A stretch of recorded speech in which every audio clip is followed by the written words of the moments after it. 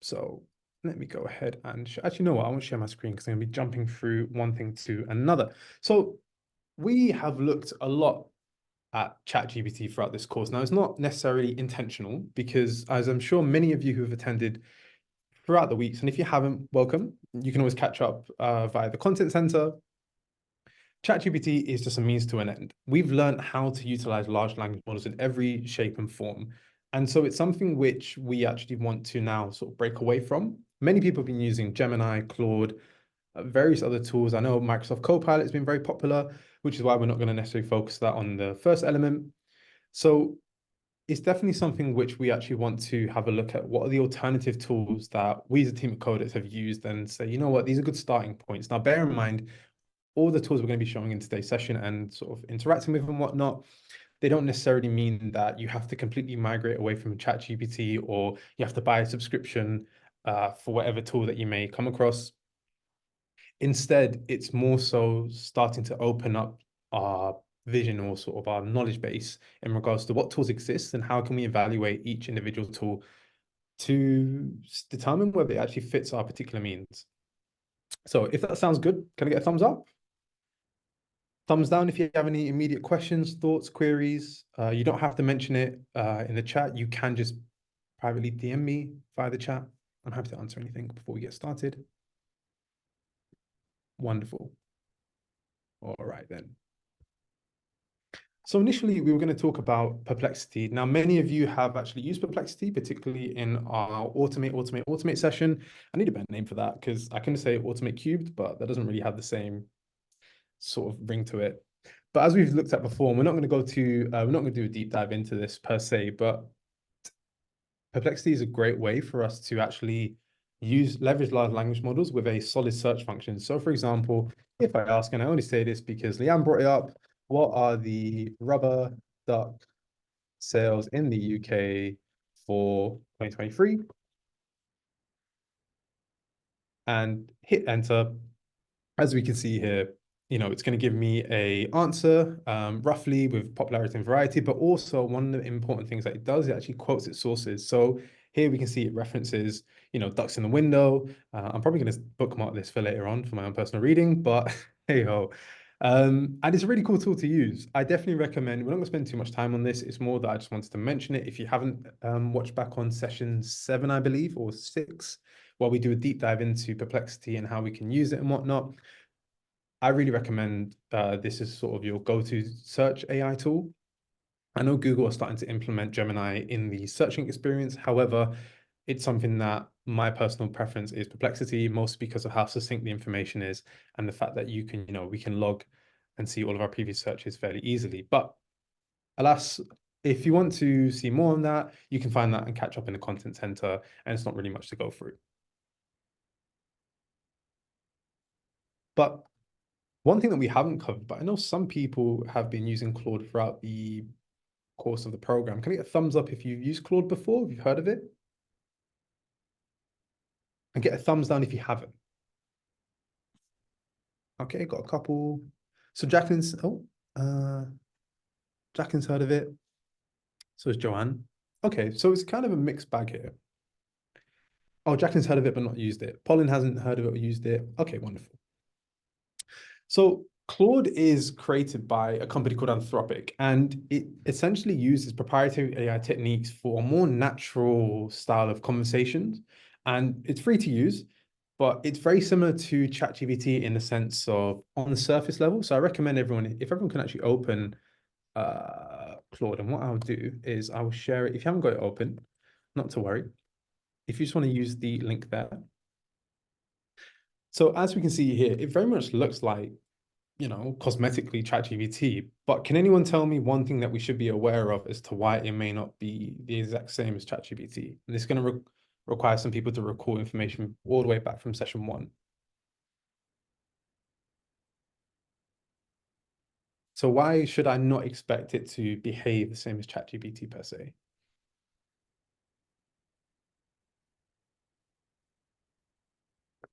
Remembering you can always DM me privately and I can read out your answer, keeping yourself anonymous. So it uses images, not exactly upon him, but I see what you're getting at. Jacqueline says ChatGPT is proprietary to Microsoft. Slightly, but as Gerard has tied both together, it's built on a different data set. So as we remember, large language models are what power the tools that we use. So both of you are not wrong. It's different in terms of the way that who it's owned by, and that brings in the biased nature of the inputs and outputs, the training set that it's going to be dealt with. But they're two different large language models. And so this is where sometimes doing about 5 minutes of Googling or research and determining whether what are the strengths of the large language model in this case and what are the potential drawbacks compared to, let's say, ChatGPT can really help. And it's something that I do encourage everyone to try and do. It may seem like quite a steep learning curve, but it's something that I'm very confident everyone will be able to do. So opening up Claude, one of the main things that it really, shines on is its conversation complexity test. So one thing I'd like everyone to do is if you could actually open it up and engage and try and test it out in terms of giving it a simple conversation to sort of keep forward with, and then ramp it up. See how you can try and really push it.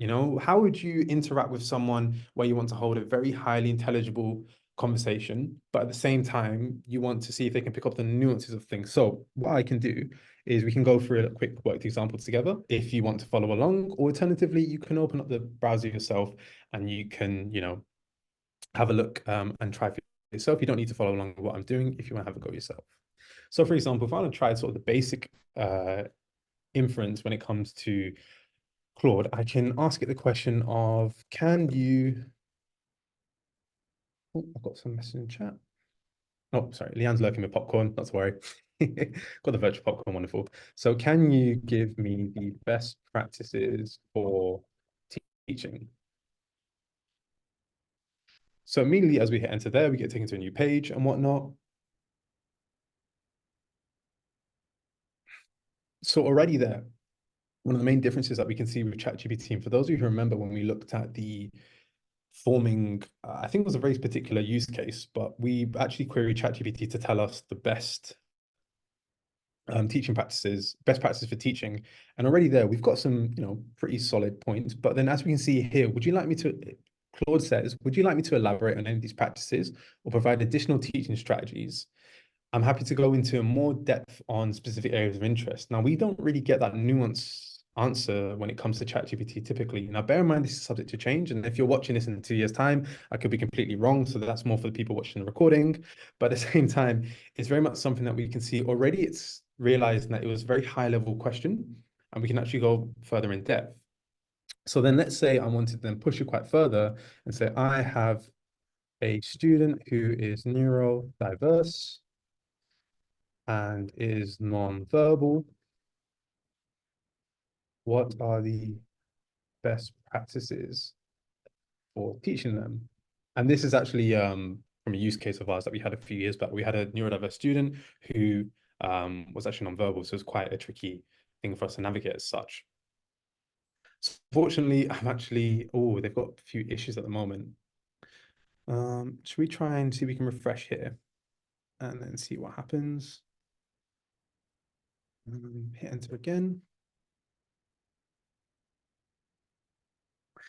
Oh, capitalism. So as we can see here, that clause sneakily put in a capacity constraint. So there's a lot of people using it at the moment, which is always a bit awkward when it comes to these sort of sessions where we try and do live demos of things. But has anyone had any more success when it comes to prompting Claude? Because it could just be my laptop in per se, as my account has been used quite a few times. Has anyone managed to get sort of a conversation going with Claude around a particular topic as such? And have you got any different outcomes as such? And have you found it slightly different to your previous experience when it comes to ChatGPT?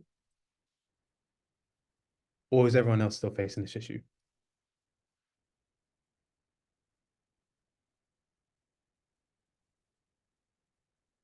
I tell you what, that's not to waste time. Thumbs up if everyone's facing the same issue, or you haven't necessarily you're following along with the worked example, and thumbs down if you were trying it on your own.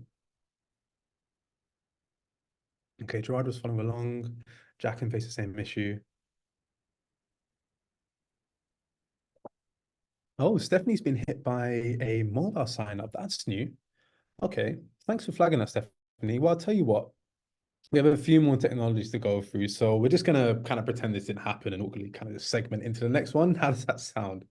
Does that sound good? If we just move on to the next tool, thumbs up if that does. Sound good? Cool. Okay, wonderful. All right then. Before we move on, does anyone have any immediate questions about Claude? Because obviously I've ran these sessions before and I can give some feedback as such. If anyone has any questions per se. FG says it's working for them in the desktop app. Well, I'll tell you what, FG, if you can continue on and just let us know your thoughts in terms of how it differs from ChatGPT and whether you found it a bit more of a complete experience and more conversation-like. So that's FG. If you don't mind doing that, really appreciate that. All right then. So moving on. So Hugging Face, has anyone heard of Hugging Face? I think if we have any devs, maybe, no? Or data scientists, actually, particularly. Gerard's heard of Hugging Face. Nice. And Banerjee, Pollen, no? Not to worry. So Hugging Face Chat is an AI bot developed by, well, Hugging Face, and it provides users with multiple large language models to choose from. So what that means is, as we know, large language models really do dictate the type of outcomes we've got and the difference such that with ChatGPT, we know that it's a majority pre-trained data set, and it's great for creative writing. However, we know with Gemini, it's better at searching because it's linked up to Google's search engine and such. So very much as we get into the nuances of different large language models, it allows us to actually understand which ones may fit our use case better than others, as particularly, and this is not me to say that you need to be scrutinizing the large language model that you're going to be using on a regular basis, but instead it's something just to bear in mind that there are always options out there. So never feel stuck with one particular tool. And I'm very confident that everyone here has the ability to go ahead and pick up a new tool or a new particular AI tool very quickly. So Hugging Chat is a way, and I'll just share this in the chat for anyone who missed it. So everyone could open up this page. And you should, if I can get a thumbs up once everyone sees what so I'm looking at on the screen. Wonderful. Thank you, Jacqueline.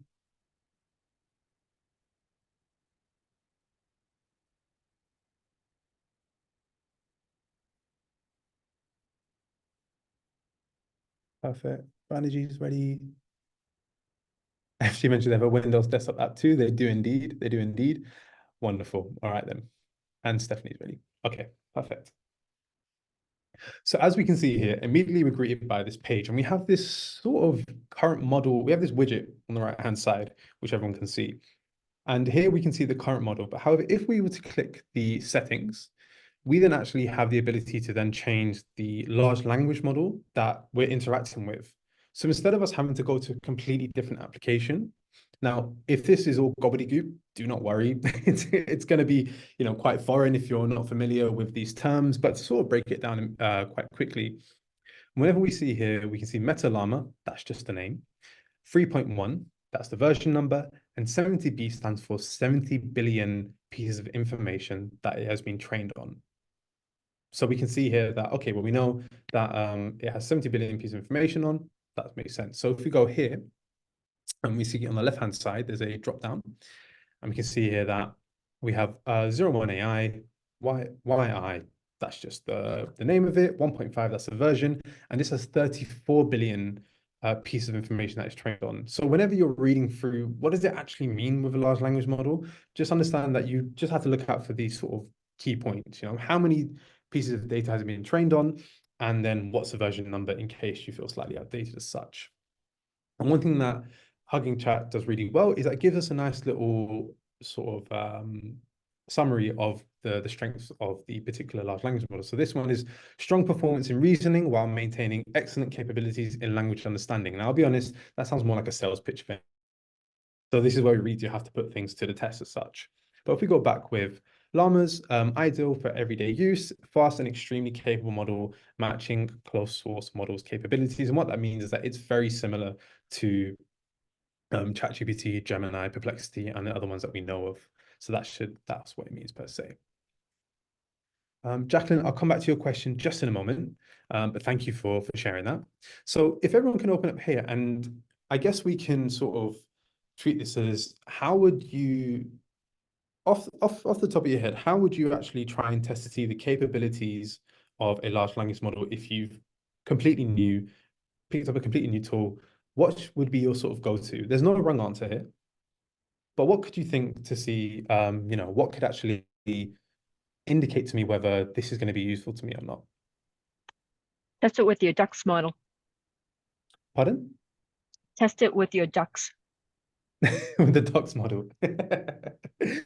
Perhaps, yeah, we could actually say, I want you to be my rubber duck in the sense of coding. Say ready when you are ready to start, and I will start the process.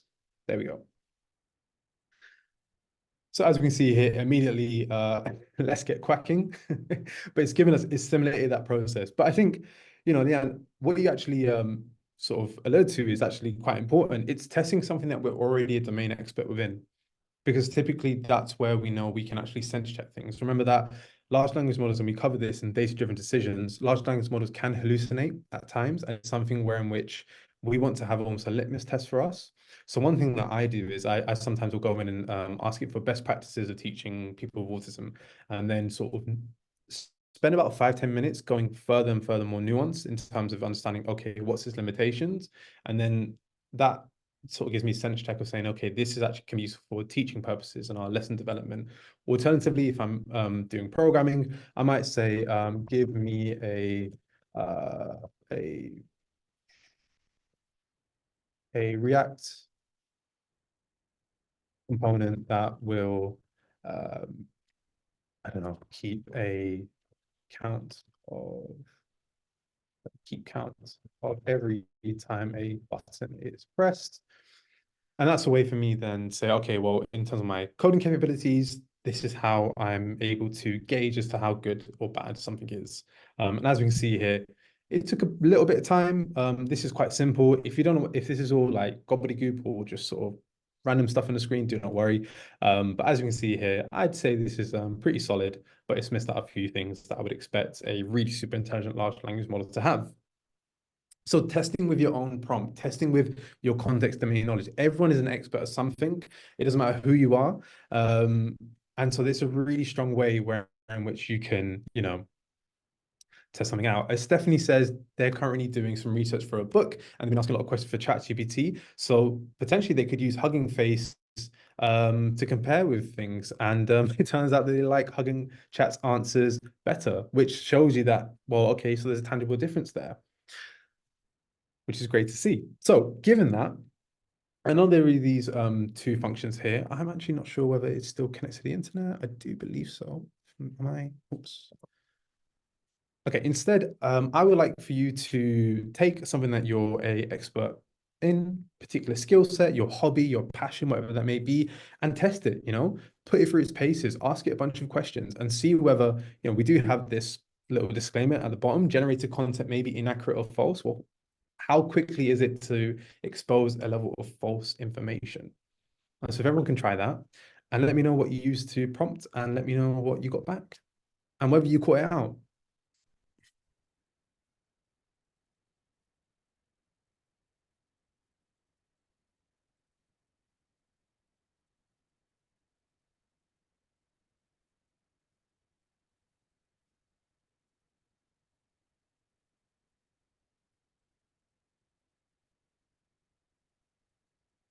And it's cool to see that Stephanie is saying that Perplexity provided a great answer as well with photos that they didn't even ask for, which shows you that it's quite powerful in that sense. That's really cool to hear, Stephanie.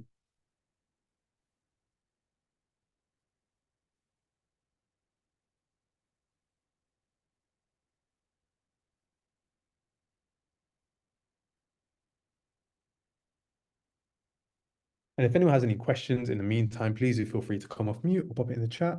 And for those of you who are putting Hugging Chat or whatever particular large language model you're using, could be the Meta one that it comes preloaded with through its paces, let me know if you managed to catch it out, or let us know if, it manages to live up to the hype, so to speak. Yeah, I'll share. I asked about, so I work in supplier diversity. So I asked first what the average diverse vendor spend is for financial services organizations in the US. And it didn't have, it basically said there's not one answer, and it gave me lots of references where, things like that are found, and a lot of definitions that I didn't need. But those references, most are from about 2020, which is not helpful at all. So that was a surprise, because that for sure these companies are putting out reports. If nothing else, you would have seen, 2023. Then I figured, okay, maybe there's a different direction for this. So I asked what common spend exclusions are. So when calculating this type of spend for companies, you exclude certain categories. That it did provide me like a reasonable response of common spend exclusions. So it didn't do great at benchmarking. Mhm. And so do you think that's given you, has painted a better picture, Adriana, in terms of of course, this is just a single interaction point, right? But do you think it's giving Mhm. you a bit more color in terms of saying, okay, I know what the limitations are. We know that it doesn't have up-to-date information, as its cutoff is 2020. Would that sway sort of your, I guess, thoughts around using this tool, using this particular large language model? So on the one hand, it made me think of its, whatever 70 billion pieces of information. I would have expected more recent information, but it also, the value, I think, is a takeaway of saying, where are these set, what are the benchmarks, and can I go to those benchmarks and pull their most recent reports? So it's not that it's completely unhelpful. It's more directive than answering a question. Hmm. Yeah, no, I think that's a really good point that you've brought up, actually, in terms of it's helpful to a degree, but putting that entire reliance onto a large language model can be detrimental at times. It can be quite misleading, because at the end of the day, if you were to ask, forgive me, those are quite technical terms, so I don't want to get it wrong. But let's say you were to ask for that prompt that required that historical data, but then you hadn't uncovered that actually the cutoff point is 2020, that could have severely influenced your decision making later down the line. And I'm really glad that actually that happened. Obviously, of course, it would have been nice if it had the 70 billion parameters, right? You would have hoped it would have the latest information. But even in there, it shows us again, it's another reminder that we can't wholeheartedly rely on this, and that these large language model tools are more additive to our toolkit versus, essentially replacing us to do the heavy lifting as such. But that's quite cool to see. Does anyone else have anything else to share? Anything that they caught out, even if it actually worked for you, that would be really cool to hear.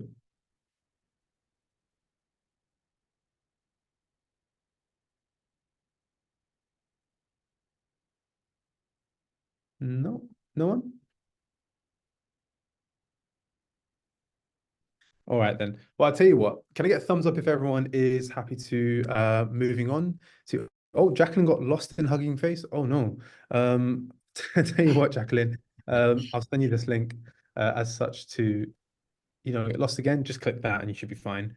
If everyone's happy to continue to move on, if I get a thumbs up, thumbs down if you have any issues or you want to ask any questions, and we can take another 30 seconds. Otherwise, we'll continue and crack on.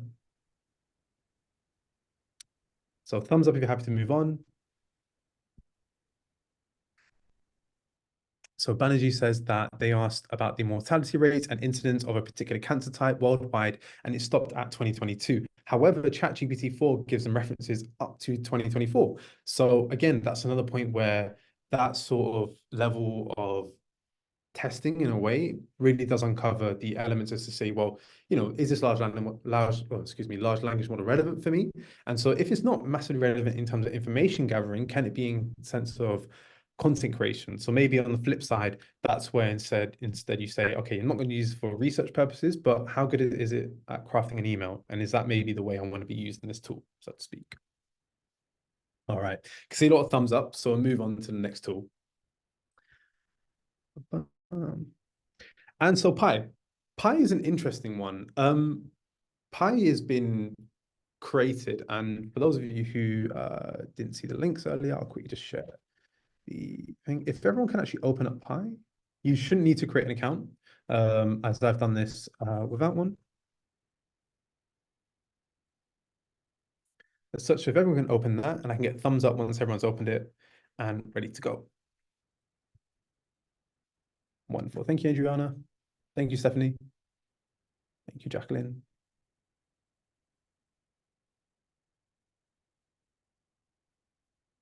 Thank you, Panaji.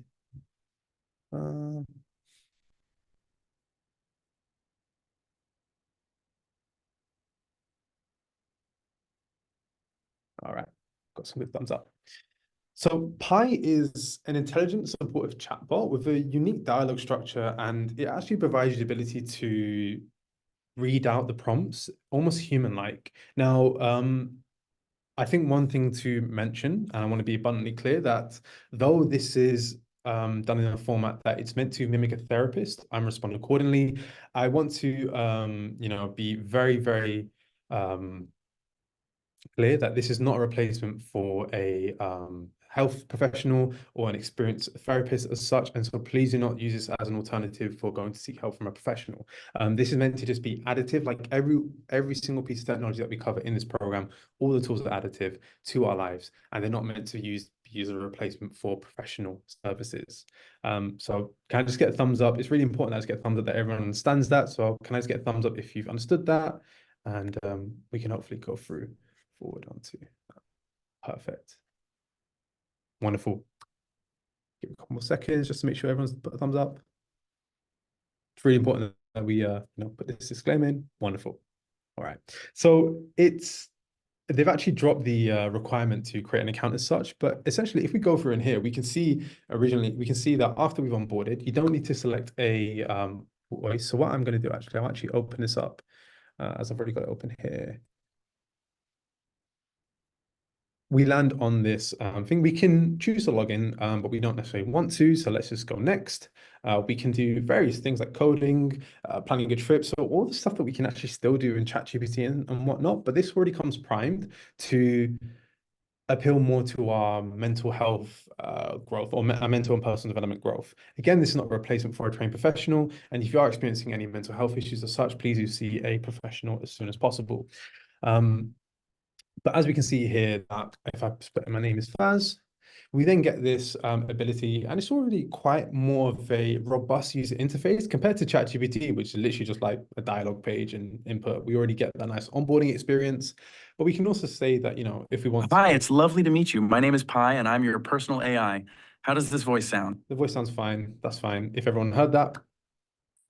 Otherwise, I just went quiet for no reason. But essentially what happens is that we heard Pi speak, and you can see it's very similar to human-like, and it was far ahead of ChatGPT's voice function, which many of you, I'm sure, have used on the desktop app, but also the phone. But as we can see here, you know, we can talk about these various things that we saw on the other page. I don't necessarily have the voice voice readout, so I'll go back to here where I haven't selected it.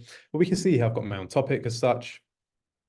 And then already then we can talk about advice, answers, and let's talk whatever's on your mind. Now, I'm a very transparent person. So right now I'm facing with Faye. I'm currently feeling a bit burnt out due to the weather and not getting a break in summer. Now, I just had to add, this is all personally inflicted, so nobody should feel bad for me. I've been the, what's it called? I've created my own problems. But as you can see here, I've just put this very succinct prompt in there. And as we can see here, it's not necessarily got that clear-cut, sort of quite jagged response type. And it's actually a quite nice experience as such. And already it's asking us a couple more primer and prompt questions as such.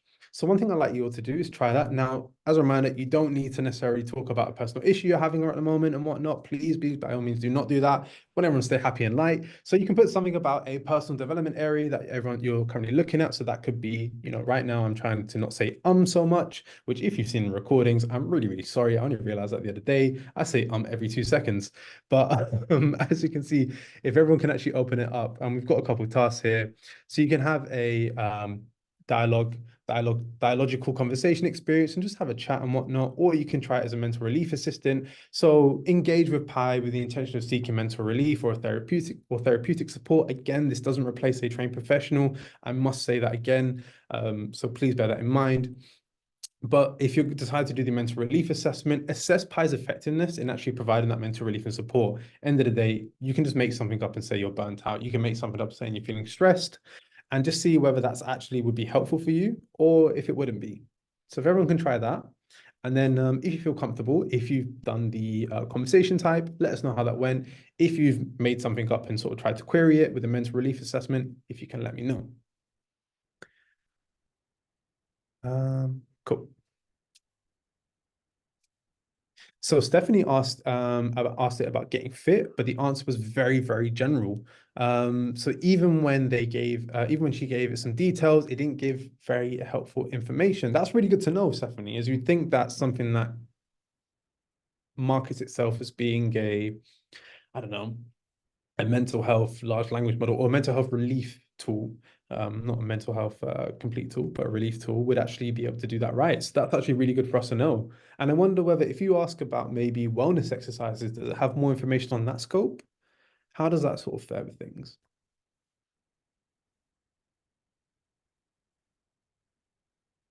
Candice says, how very Star Trek Next Gen. Indeed. People are calling it akin to Jarvis from Iron Man as well. Maybe that's showing my age and generation, but yeah, here we are.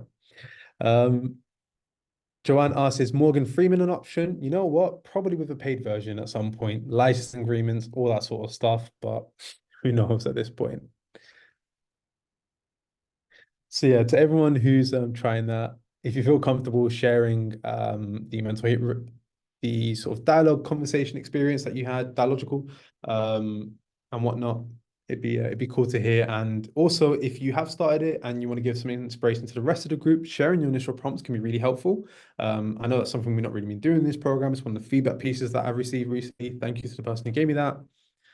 And so, yeah, Ondine is taking too much time choosing the voice. It's too soothing. It's too analysis paralysis, so to speak. But yeah.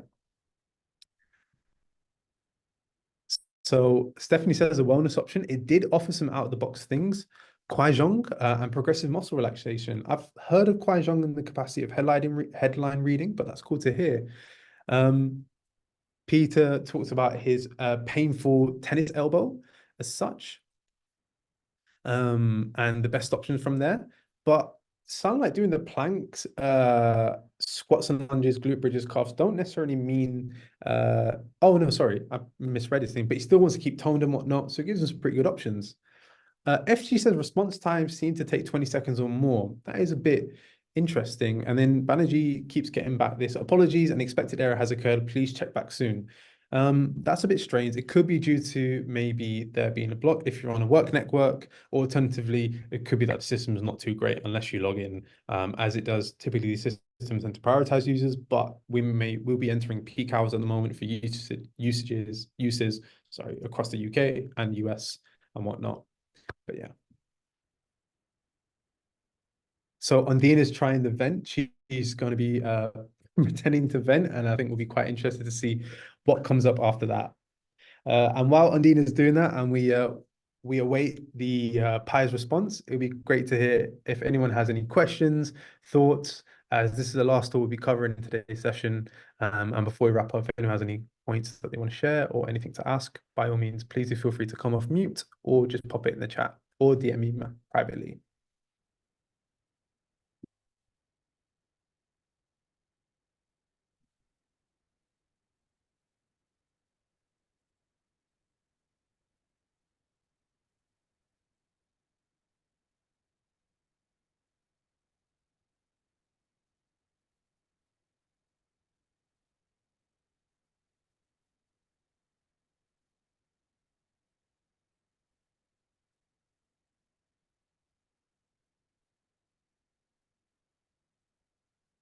So Jacqueline said that they asked Pi to show me a photo of a thumb splint, but it responded, unfortunately, I'm not able to send or receive images. That's really interesting, as it markets itself as being able to send images, doesn't it?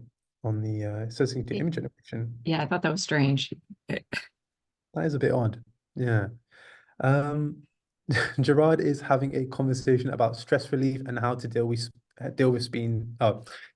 being stuck in the office. Gerard, if you can email me that that response, I think I think I'd definitely benefit from that. I'm finding myself in the office way too long now at the moment. To the person who just messaged me about not being able to attend next week's session, do not worry, you will still have access to the recording even if you don't sign up for it, if you don't register for the session, because you are on part of the cohort mailing list.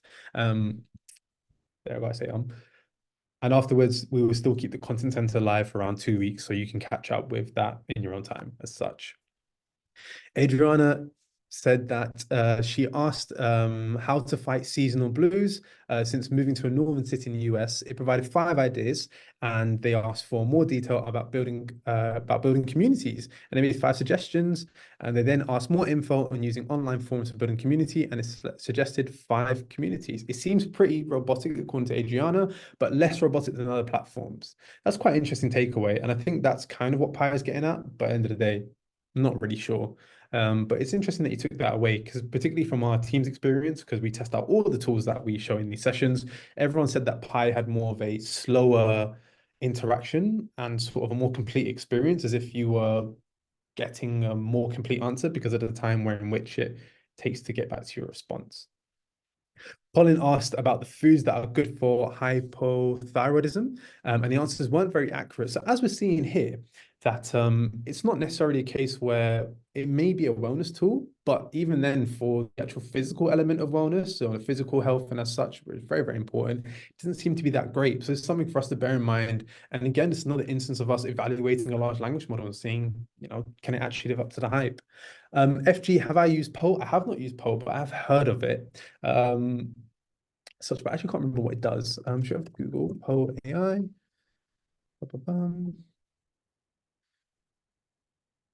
So, okay, yeah. So Poe is actually a way in which you can talk and aggregate all the different large language models. FG, I'm not sure if you were here for the session where we looked at the improving your browsing experience by ChatGPT add-ons, but we looked at something very similar called Monica, which works very similar to Poe. So I definitely recommend looking at that. All right then. So we've actually uncovered more cons in this session, which I'm probably going to go back and add to the slide. PSA, it's quite effective when it comes to mental health conversations on a holistic level as such, but not necessarily when we get to the nuance. As a reminder, and I have to say this again for our own internal policies, please, if you are struggling with any mental health issues, please do see a professional as soon as possible, or reach out to an organization that is qualified to help you. A human is far better than AI any day of the week or any tool as such. And if we can ever help as a team, give us a shout. And so, as we can see here, not Poe, God, name Pi is actually quite good at, giving us that realistic and comforting voice. We saw on Dina got analysis paralysis with choosing which nice voice she wanted to hear when it came to reading out its responses. But then also the cons is that it doesn't do physical health very well, and it's quite basic in terms of its responses. But that might be because it's given more of a reduced experience. So wrapping up, we've seen a range of AI tools, and it's extensive and ever changing. I'll be honest, this session normally tends to make me a little bit nervous, because a lot of times I jump on a session, I review it. I tend to review these sessions on Monday, and I tend to worry that by Thursday, the tools that we show are actually going to be down and going to be completely replaced. That actually happened to me last cohort in the first session, when I realized that ChatGPT had done an overhaul and Bard didn't exist anymore. It was now Gemini. But at the same time, the thing that does make this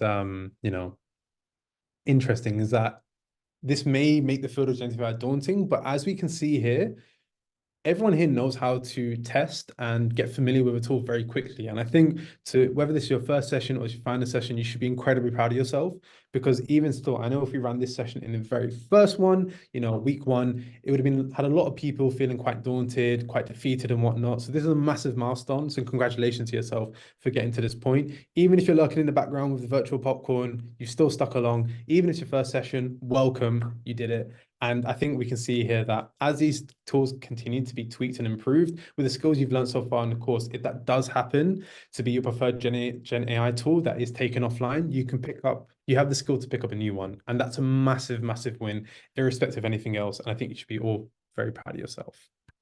I'm 1 minute over. I do have an announcement to make.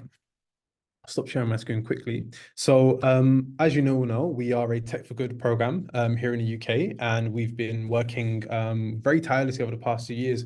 We are being brought into the Houses of Parliament following up earlier this year discussions, and we will be leading briefing sessions to MPs. Americans, if you don't know who MPs are, there are like the equivalent Senate, they're people in the Senate, governors and whatnot at the very top. So if you do get an email from me sitting in the Houses of Parliament, my thumbs up and a rubber duck on my shoulder, you know where that context has come from. And I'll be sure to keep you all looped as this becomes the first part of our plan into actually influence policy in the UK to make things more equitable for people who are from disadvantaged backgrounds. And remember, this is all financed by everyone here. Without these sessions, without working with organizations, we can't achieve any of this. So I just want to say a big thank you, as it's not so much my win, but it's all of our wins. So thank you very much. And we appreciate every single one of you on behalf of the Codex team. And with that, I'm 2 minutes over. Do apologize. Any questions? No? Well, we'll leave it there. I hope you all have a wonderful day. Rest of the day. I hope you have a wonderful weekend. And I look forward to seeing you all next week for our final session. And so take care, everyone. Bye-bye. See you later, guys.